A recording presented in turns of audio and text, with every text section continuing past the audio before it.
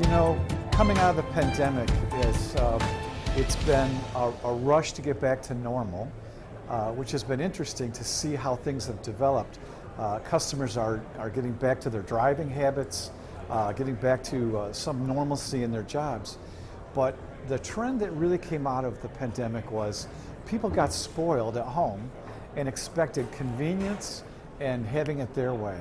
And that's going to translate directly into how we do business in the future. If we don't offer multiple avenues for access to the insurance industry and offer the convenience the way the customer wants to do it, I think we're going to have a lot of headwinds to get growth in this business. Finding ways to manage your business with the maximum amount of information to make the transaction as easy and convenient as you can for the customer is going to be the key to the future. And that's going to be involving big data, managing transparency, managing privacy, lots of issues with regulators that we have to work through to make those things happen. But I'm confident that everybody is going to be pulling in that direction.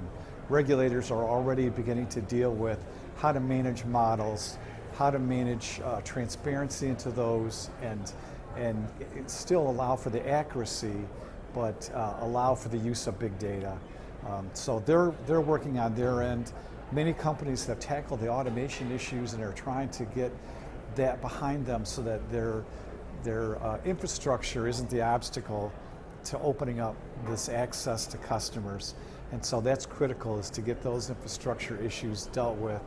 And then to look for ways to open up access to the market and attract customers in direct channels, in indirect channels, through agencies, direct marketing, as many ways as you can to get to the customer, to give them the choice of how they want to do business with you. Because they learned in the pandemic that they can have it their way. And by golly, I think you have to match that demand head on. So that'll be an interesting challenge for the future. So CARFAX is trying to help insurance carriers meet all of those challenges I just talked about. We offer big data about the vehicle, which is the asset carriers know the least about. And we're trying to help them digest that in as easy a way as possible.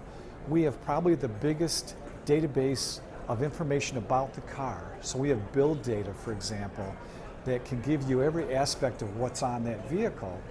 And to make it easy for the company to deal with that, there's about 7,000 different attributes in what's on a car.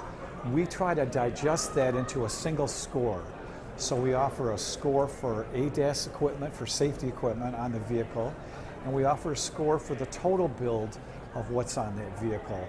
What is the seat configuration, for example? What is the navigation configuration? What is the performance of the engine and how that translates into losses?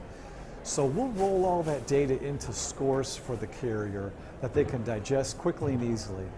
The second interesting thing that we're working on is building a rate filing organization so that we'll file all of our products in advance for carriers, that they can now just come in and adopt our products without having to go through the model review and approval process, which is, as you know, becoming very difficult to get a model reviewed. If we have all those models approved ahead of time, carriers can just adopt our products, put it into their class plan, and move forward. So we're trying to smooth that time to market and the ease of business and give customers a better experience using all of the data that we have at our avail.